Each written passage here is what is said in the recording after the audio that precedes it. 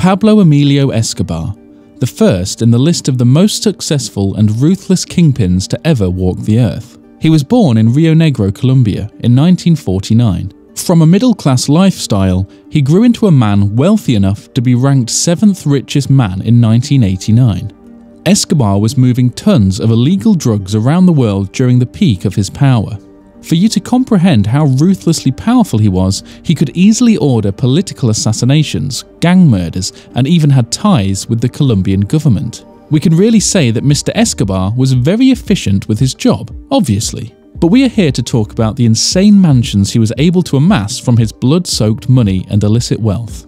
Escobar was also a good spender. Why not? It was estimated that he was making $810 every single second from the 15 tons of cocaine he was moving into the United States every day. He had lots of money on hand, and he was not exactly to put it all in the bank. He used to hide them in all sorts of locations, such as warehouses, fields, and in massive estates he owned.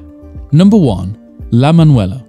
An incredibly lavish estate which Pablo Escobar claimed was procured completely in a legitimate manner. This was the home which he described as his very own little escape every time he wanted to rest and de-stress from the daily grind of running a huge drug empire. A serene home near the water indeed. La Manuela is a 20-acre luxurious estate in the town of Guatapé, right on the shores of Peñol Reservoir. He named the estate after his daughter, Manuela Escobar. Obviously, Pablo Escobar poured a lot of money into this place because otherwise he simply wouldn't name it after his pride and joy. The vast estate had a massive pool, tennis courts and horse stables. He had a place for all his 15 private jets and 6 helicopters. He had a helipad big enough to play football on and a seaplane dock. A drug lord as powerful as Escobar won't have a safer place. Even La Manuela was not much of an escape. That was why he built guard towers on the property, and so without his permission, nobody can get in. But 8 months before he died, La Manuela fell to an enemy attack where 200 kilograms of TNT was stuffed into one of his bathrooms and detonated, blowing up a huge part of the building. After this tragedy, La Manuela was abandoned and reclaimed by nature as time went by. Currently, the estate is dilapidated and covered in plants. Some people often play paintball in its ruins, while some would visit the estate and tear the place apart looking for abandoned loot. According to Escobar's brother, about 10% or $2.1 billion was written off from their earnings annually. Because of the strange locations where they hide their money, they assumed it had been eaten by rats, destroyed by nature, or was simply lost. Number 2. Hacienda Napolis. Another of Escobar's mansions was the Naples estate, a home that expressed Escobar's more playful and fun-loving personality, as his wife Maria Victoria recalls it. It was built in Puerto Triunfo, Colombia, and covered an insane 7.7 square miles of land, which is even bigger than Disneyland Paris. There were also few attractions like that of a theme park. A Spanish colonial house, sculpture park, and a zoo that housed lots of exotic animals, bull rings, and a kart racing track kept him and his family entertained. The estate was also heavily guarded, just like all his other estates. Since Escobar was a lover of all sorts of vehicles, Hacienda Napolis was big enough to have a private airport and still have enough space to store his huge collections of luxury and vintage cars. However, many of the original buildings were demolished or reconditioned for other purposes, following Escobar's death in 1993. Hacienda Napolis is now converted into a family-friendly theme park, ironically built on top of the legacy of a very unfriendly man. Number 3. La Casa Grande. This is one of those homes that wasn't located in Colombia. La Casa Grande was built on the tiny Caribbean island of La Isle Grande with a population of just over 1,000.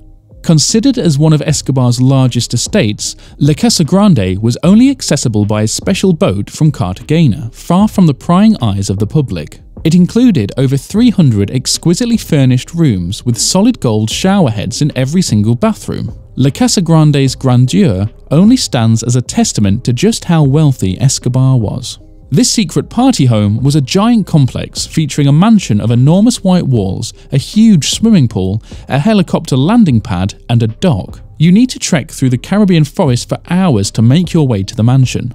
After Escobar's death, La Casa Grande came under government ownership and steadily fell into ruin. The luxurious complex that once held elaborate gatherings between some of the most powerful men of the underground had been reclaimed by nature. Unlike other properties, La Casa Grande was left abandoned and forgotten. And you know what?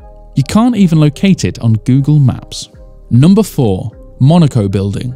Pablo Escobar was able to acquire several properties during his lifetime. Some were built just for him and his family, and some were for the more impoverished communities of Colombia. One of the less outrageous properties was a home called the Monaco Building. It was occupied by Escobar for several years. A 6-story grey building, beautifully decorated with an incredibly decked-out penthouse. Escobar lived there for quite a long time until it was bombed by a rival cartel in 1988. It was then abandoned for several decades until after Escobar's demise. It became a tourist site until it was demolished in 2018 by city officials attempting to move past the painful history the building represented. Since then, it has turned into a memorial for the victims of Pablo Escobar.